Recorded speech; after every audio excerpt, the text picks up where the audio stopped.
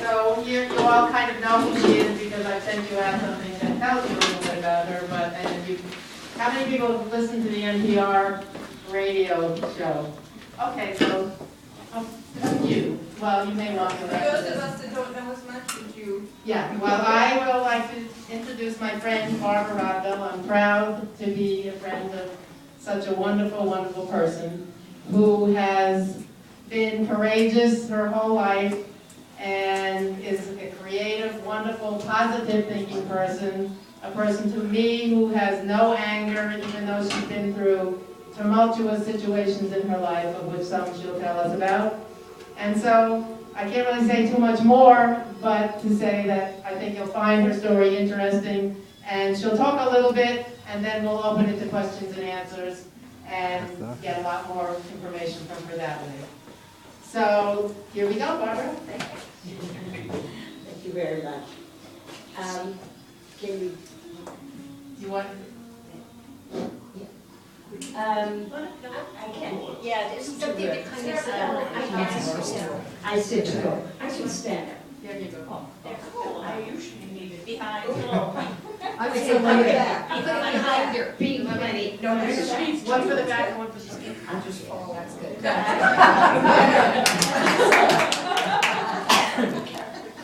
Okay. Hello, everybody.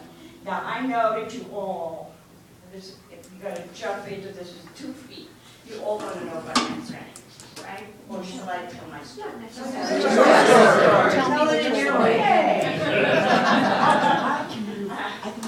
All right. Now, in our case, who has not read the Unthankful? Anybody? No. Ah, you missed out. Next time. So anyway,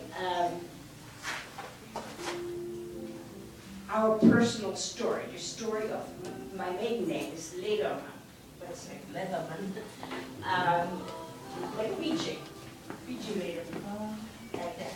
And I was born in Berlin in 1925. And into the family, my father was a lawyer, my mother was gregarious. So it was wonderful. She was wonderful.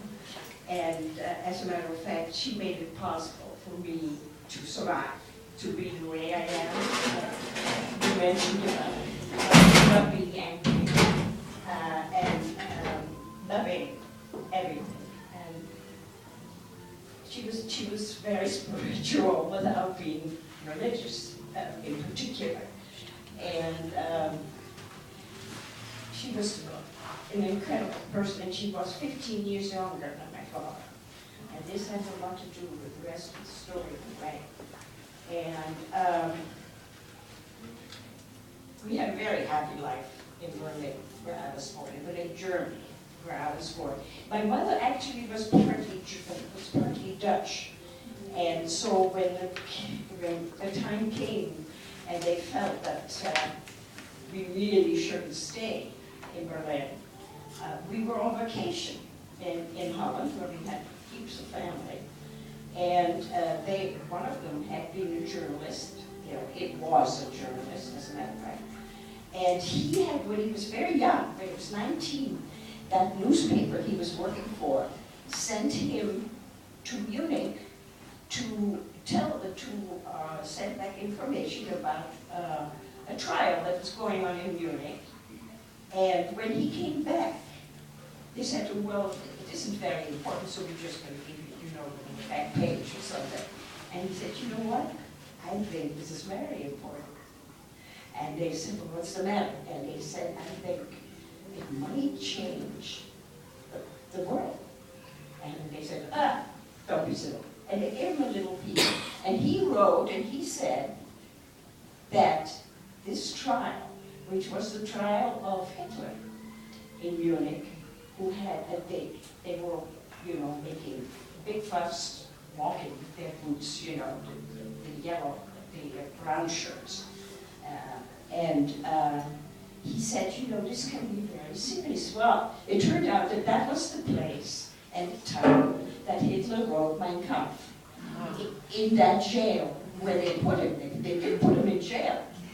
And it turned out that that was where he wrote that book. which, if they had looked at that, they would have seen that that book told exactly what he was going to do. So anyway, that was the beginning of the story. And we were on vacation in Holland, and my family said to my mother, Ilse, you should not go back. You should definitely not go back. And my mother said to my father, Franz, we should not go back. This is the opinion of the family here. And he says, you know, the law does not travel very easily. And in Germany, they have the Justinian law. In Holland, they have the Napoleonic law. And they also have something else. They have a foreign language. And I tell you, people think that Dutch and German is very much alike, but that is a lot of trouble. Because I know a little Italian, and it really gets in the way of my non-existent Spanish. So anyway, that was the beginning of it. My mother